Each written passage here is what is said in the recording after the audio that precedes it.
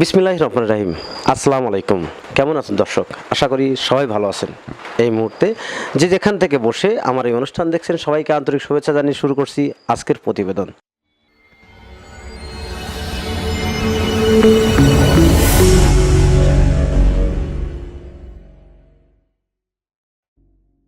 দর্শক, আবদ্ধ অবস্থায় হাঁস পালন করে আপনিও লাভবান হতে পারবেন, কিন্তু সেই হাঁস পালন করতে গেলে আপনাকে একটা পদক্ষেপ গ্রহণ করতে হবে।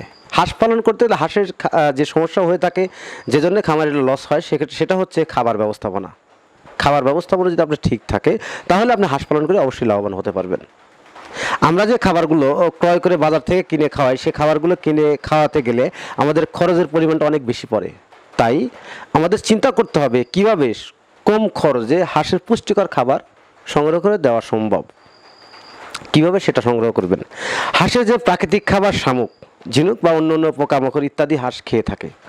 তাই এই প্রাকৃতিক খাবার যদি সংগ্রহ করতে চান বা ক্রয় করতে চান, আমার সাথে যোগাযোগ করতে পারবেন। ডিসক্রিপশনে নাম্বার দেওয়া থাকবে, ভিডিও স্ক্রিনেও নাম্বার দেওয়া থাকবে।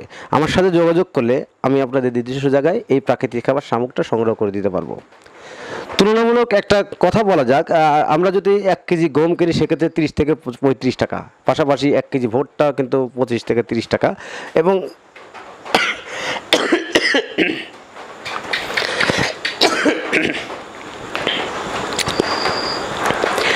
এবং ফিড কিন্তু প্রায় 40 টাকা বা 50 টাকার মতো পড়ে 1 কেজি ফিডের দাম।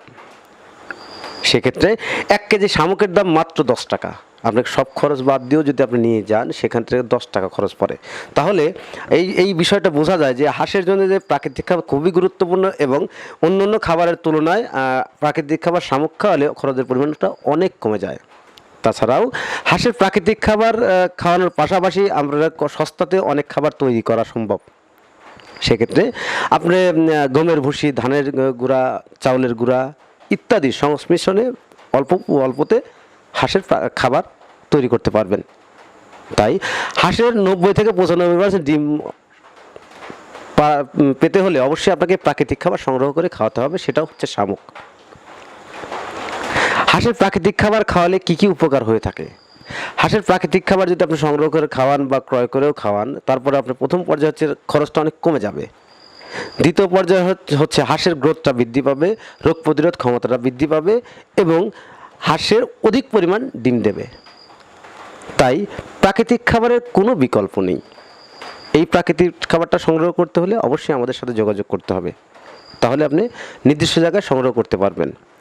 দর্শক, হাঁস পালন করতে গেলে আমরা যে সমস্যাগুলো ফেস করে থাকি, যে আমরা আবদ্ধ অবস্থায় এবং খোলা বিলের অবস্থার দিকে একটু তাকাতে পারি বা দেখতে পারি। খোলা বিলের যে হাঁসগুলোতে অধিক পরিমাণ ডিম দেয় এবং গ্রোথটা অনেক সুন্দর এবং অনেক পুষ্টি এবং অনেক স্বাস্থ্যবান হাঁসগুলো, আবদ্ধ অবস্থায় হাঁস পালন করতে গেলে এই সমস্যাগুলো হয়ে থাকে। হাঁসগুলো অনেক শুকনা, পুষ্টিহীন এবং বিভিন্ন রোগে জর্জরিত হয়। তাই আবদ্ধ অবস্থায় হাঁস পালনের চাইতে খোলা বিলে হাঁস পালন করা অধিক লাভ। কেন? খোলা বিলে যে খাবারগুলো খায় শুধু ফ্রিতে খাবার খেয়ে থাকে, এবং হাঁসের যে আবদ্ধ অবস্থায় পালন সে খাবারগুলো টোটালি ক্রয় করে খাওয়াতে হয়। তাই আবদ্ধ অবস্থায় হাঁস পালনে করতে গেলে আপনাকে এই যে প্রাকৃতিক খাবার সেটাও কিন্তু সংগ্রহ করতে হবে।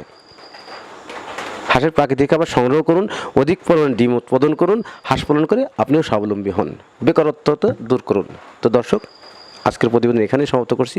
ভালো থাকেন, সুস্থ থাকেন। আল্লাহ হাফেজ।